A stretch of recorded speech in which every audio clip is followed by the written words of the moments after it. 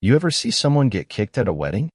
I mean, really kick heel to the chest, blood on marble floors, and 200 guests pretending they didn't see a thing? Yeah, that happened. It was supposed to be a beautiful day.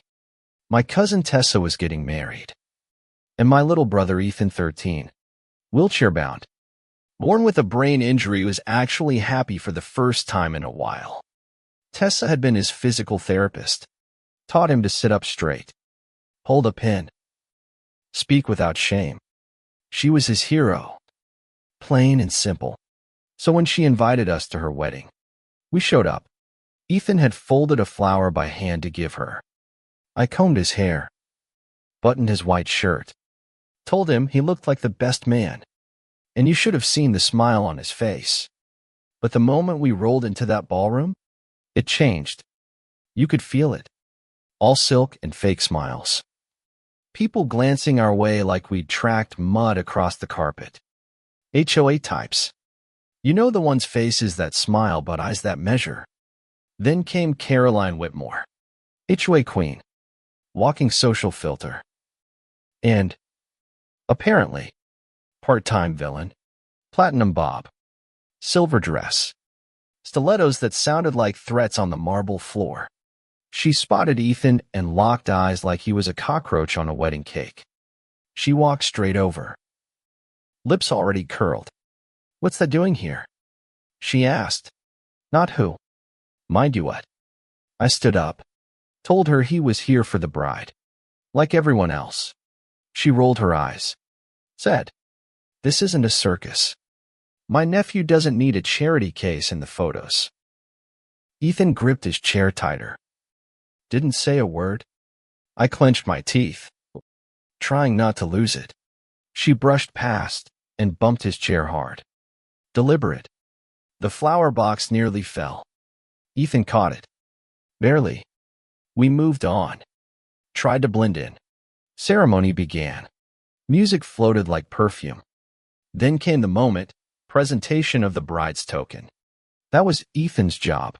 He rolled forward, proud, shaky hands holding the velvet box.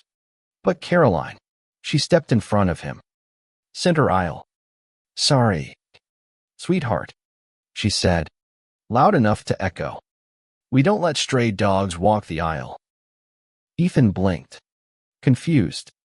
Then she lifted her heel bam right into his chest, sent him sprawling. His head smacked the table corner. Blood. Gasp. Silence. And Caroline, she dusted off her shoulder and said, "Teach it not to touch my dress." I snapped. No warning. No words. Just action. I picked up the nearest steel chair, white painted, heavy, and cracked it across her back. The sound echoed like a gunshot. She shrieked, collapsed. Then I raised it again, slammed it into her shoulder. The room? Frozen. No one moved. No one stopped me. Not yet. I leaned down and said, "Call him a liability again, and you'll be sipping your wine through a straw." I went back to Ethan, lifted him, sat him back in his chair, told him no one was going to touch him again. And then, someone clapped. Just one person at first, then another, until the whole room joined in. Quiet, but solid. Caroline lay there, glitter, frosting, rage, and nobody helped her up. Someone filmed it. Went viral overnight. HOA queen gets laid out at wedding by groom's cousin. Trending on Twitter, TikTok, you name it. Caroline tried playing victim. Neck brace. Tears. The whole act. Didn't work. People came forward. A former student, Lana, said Caroline slapped her for stuttering during a spelling test. Others piled on. Neighbors. Tenants. Grocery clerks. One said she threw an expired coupon at his face. Her past unraveled like cheap thread. HOA held an emergency meeting. Caroline tried to hold her ground. Called Ethan a rolling hazard. Said I was a thug with good PR. But Lana stood again. Calm. Clear. "You called me a speech defect in front of my whole class. That's not trauma, it's fact. And then Ethan rolled into the hall, bandage on his head, suit jacket, eyes locked. He gave one small nod. The whole room stood up. All of them. Silent, but powerful. Caroline? She panicked, screamed. Owen stripped her of everything. Power, title, access. She stormed out, looking like a fallen pageant queen. Her reign? Over. After that, people treated Ethan different. They smiled, asked how he was doing. Someone dropped off a sketchbook. He spent hours drawing. One day, I peeked at what he'd made. It was the chair. Not raised. Just resting. Painted white. Why the chair? I asked. He looked at me and said, because you didn't use it to hurt her. You used it to protect me. That hit me, right in the chest. Weeks later, I saw Caroline again, outside a gas station, sitting on the curb like a broken doll, dress wrinkled. Came beside her, grocery bag torn, box of crackers spilled. She looked empty. I could have said something cruel. I didn't.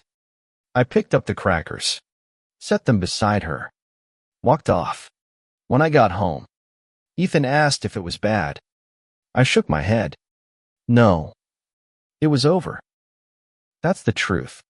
The chair wasn't justice. The silence that followed that was. And maybe that's the point. Sometimes standing up for someone doesn't look like a speech or a lawsuit. Sometimes it's a chair, a choice, a moment when you say, not today. So tell me, was I wrong? Would you have done the same? Or did I go too far? Drop a comment. Be honest. Let's talk about it. Right. Wrong. Gray area. Community. And if this story made you feel something it like, smash subscribe. And don't forget the bell, because next time, the story might be yours.